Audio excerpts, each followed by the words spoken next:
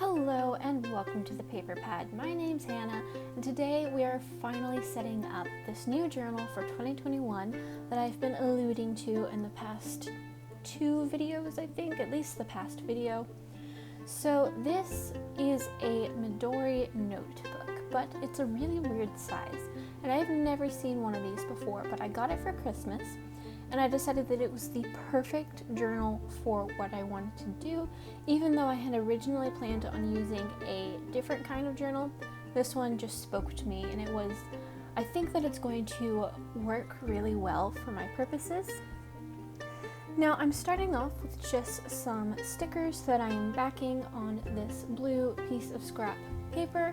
I am mainly using scraps in this video because it helped me narrow down what I had to use, because while filming this, I was really anxious and I had a hard time focusing on what I was doing. I don't know why, because I don't struggle with recording snail mail videos, but there's just a lot of pressure on making a page come together so quickly, because when you watch other people's videos, it all just happens and then it turns out gorgeous. And I have never done a video like this. I did decorate or set up my planner for December, which was lots of fun, and I plan on doing a January video at some point, but my January schedule is pretty full, so maybe not.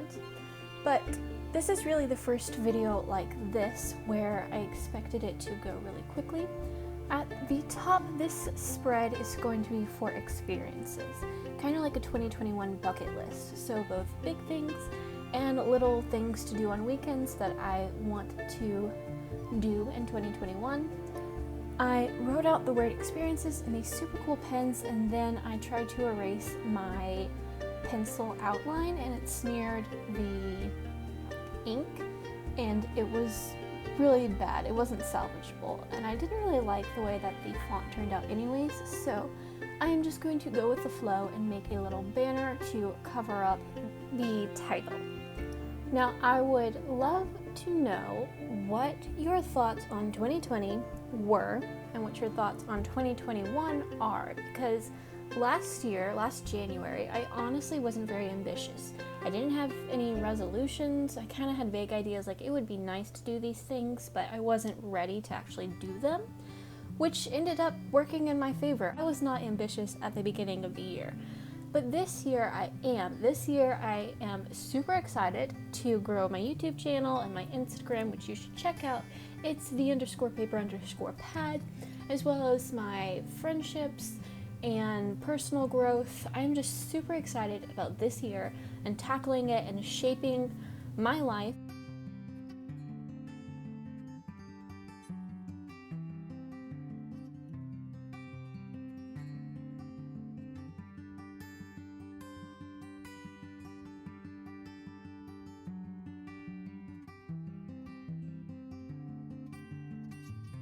Now on the right, I'm going to keep a list of random skills that I want to build.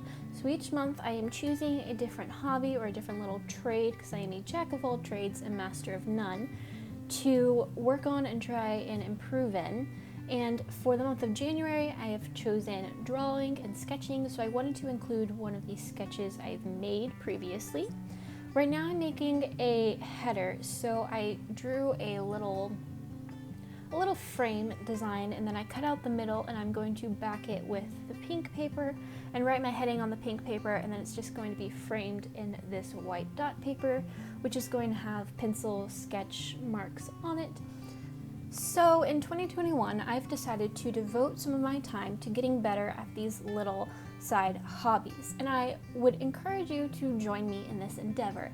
If you want to participate in my #JackOfAllTrades challenge on Instagram, all you need to do is pick up a pencil and some paper and draw. It doesn't have to be daily, it doesn't have to be based on a certain prompt. Just set yourself a goal to draw once a week, twice a week, or every day of the month, and try and dedicate some time to drawing. I have decided to do every day of the month, and I am probably going to post everything on my Instagram, at least to my stories, if not an actual post, Today is the first one I am recording this voiceover, and I posted my first picture, and I honestly don't like it. I don't really like how it turned out, but I posted it anyways because that is the point of this challenge. I'm going to have something that I don't like to compare it to, and at the end of the month I'm going to be a fantastic artist, and I'm going to love my final picture and compare them together.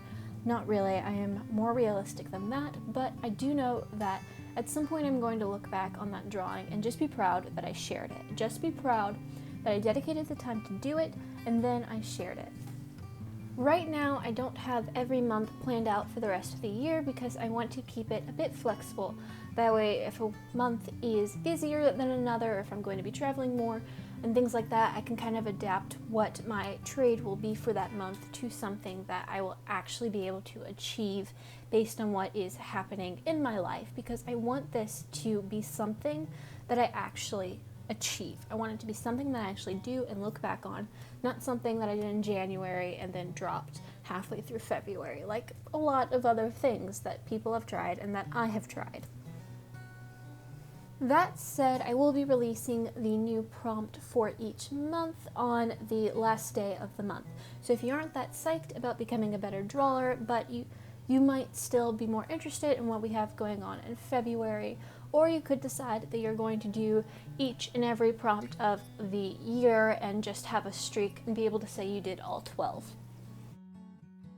Back to the page, all I'm doing is making a little banner out of some scrap paper that brings the both sides of the page together. That way I have a bit of the sketch paper on the left as well as the right in my little cluster over there in the bottom left corner.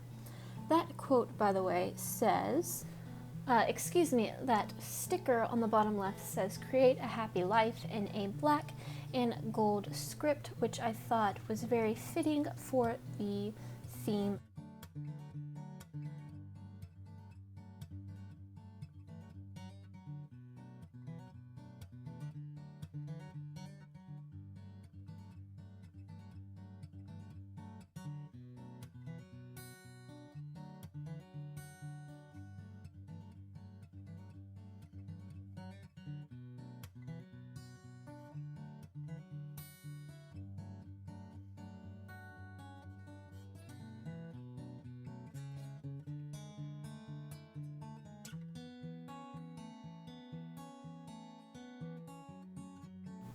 Now I'm just filling out my pages, and I added a little mini travel list to the bottom of the left page.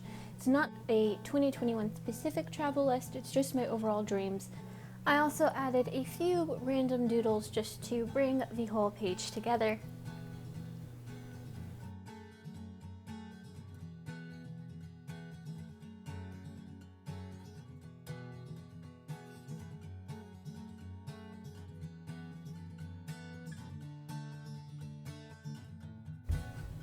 This next page is my 5-year goals. So in 5 years, I want to feel, have, and be. So I doodled these little clouds, and I made each one dedicated to a different aspect. And then on the left, I made a tracker for my YouTube and for my Instagram.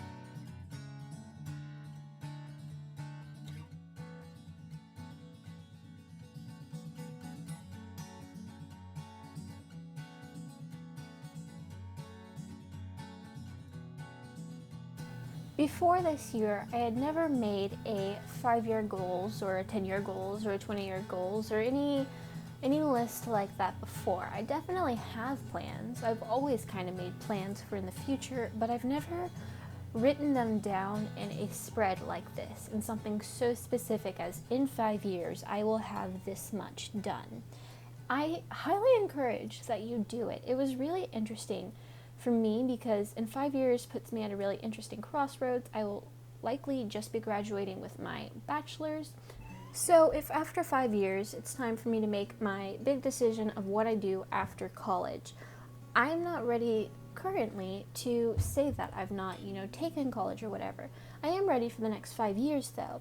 The next 5 years is a very achievable thing in my mind to be prepared for that next step. So currently I can't really foresee what happens after 5 years, but I can very easily, it's very the next 5 years itself is a very bite-sized piece for me and just preparation for that moment. So I don't know if that makes any sense at all, but this spread really put into perspective for me what my next 5 years should look like and where I should be spending my time, as well as what I can just go ahead and start doing this year that's going to make 5 years from now much, much easier. It's going to make that checkpoint so much easier to move on from. I'm going to start reading a lot more productivity books this year. I've always kind of thought that that's something that, I wasn't ready for, but I've decided that I've made a reading list, which actually does not get featured in this spread, but it's going to go in this journal at some point, of different kind of lifestyle books and psychology books. I've always really been interested in mindset and psychology and business books and things like that. I'm going to start just intaking this year to kind of help keep this really awesome January 1st feeling that everyone has, the fact that you're going to go somewhere and that this is the start of something big. I want to keep that going throughout the year of 2021, and so I'm going to do that with constantly monitoring my intake of motivational content. I've really been all over the place right now, but I hope that that makes sense to you.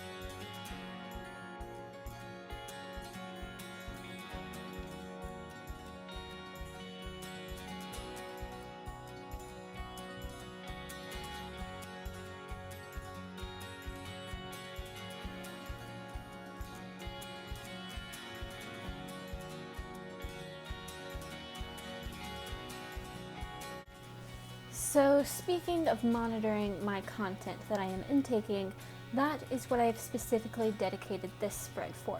So I'm going to start with a collage in the background, something new that I've not tried but I've seen before.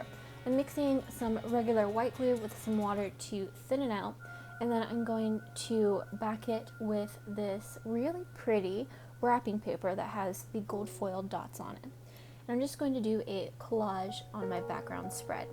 So on this page, I'm going to have a list of all of the YouTube channels I am subscribed to. YouTube, being the platform that it is both where I get my motivational content from motivational people that helped me kind of shape the mindset that I am going into 2021 with, as well as just entertainment content that I watch, random things, time wasters. And I want to be mindful of what I am intaking, because what you intake, you're also going to produce and let out. And there's nothing wrong with my watching film theory, an excellent channel, super entertaining. Matt Pat's the best. I want to also track it because it's going to be fun to look back on this and realize, oh, I remember that channel. I remember watching that. I remember being interested in that. I would love to know what your top 3 books, podcasts, and TV shows / movies in 2020 were, because we all got to intake some really fun stuff in 2020. We had extra time to read. We had extra time to watch a TV show, and I'm really happy with where that time was spent.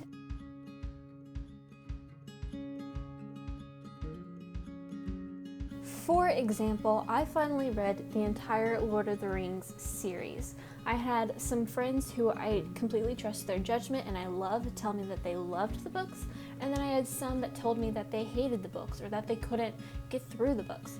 So quarantine, and to me, was just a chance to actually read it and figure out how I felt about them. And I loved them. I'm definitely a part of the group that loved The Lord of the Rings.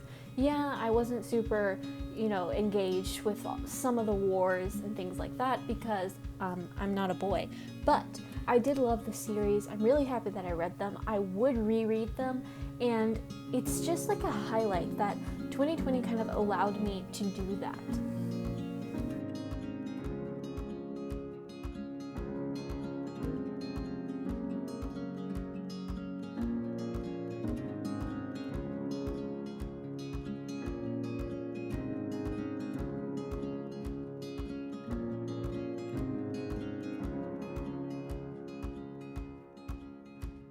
Okay, after lots of collaging and drying and collaging and drying, it was finally finished, and I can add these decorative note cards with my top 3s in each category. For shows, I had Burn Notice, which is on Amazon Prime Video, not sponsored, no sponsors in this video, which is a action-y show that I watched with my dad. And then I watched Psych on my own, which is another early 2000s show about a fake psychic who works with the police department. It's a fictional story, but it was hilarious. And I watched Agent Carter on Disney Plus, which was also really cool. For books, I had the Lord of the Rings series, The Office of Assertion, which was about essay writing, and Jane Eyre. Okay, here is your final flip through of these 3 spreads. I will definitely have more. Thanks for watching till the end. Don't forget to like, comment, because comments help the video go farther, and subscribe to my channel. You can also check out my Instagram as well as the hashtag #JackOfAllTrades challenge. I would love to see what you make throughout the year of 2021. Until next time, this is Hannah signing off.